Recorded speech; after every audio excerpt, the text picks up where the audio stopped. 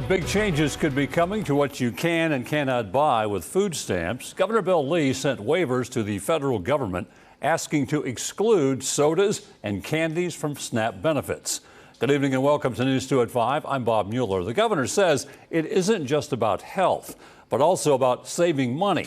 This comes as the program must deal with federal funding cuts, and the states are left to make up the gap. State Capitol reporter Tori Gessner explains the push backed by Republicans.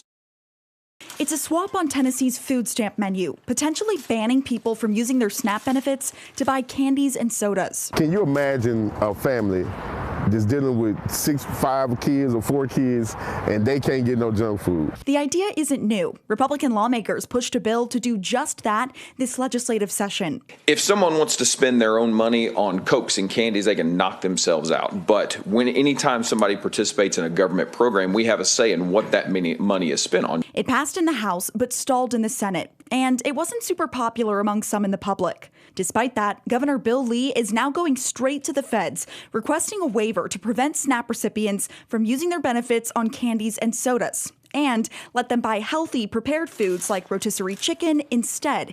It could mean sweeping changes. Sodas, defined as any drink where the first 2 ingredients are carbonated water and sugar, high fructose corn syrup, or a similar caloric alternative.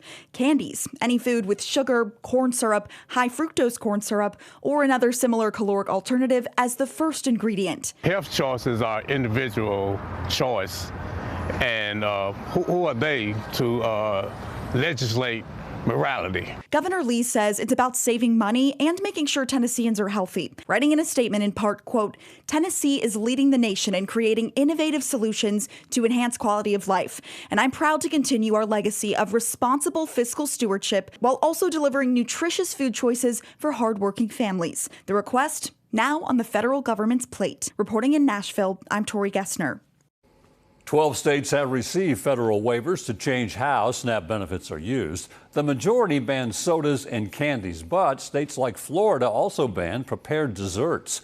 Arkansas banned fruit and vegetable drinks with less than 50% of natural juice content.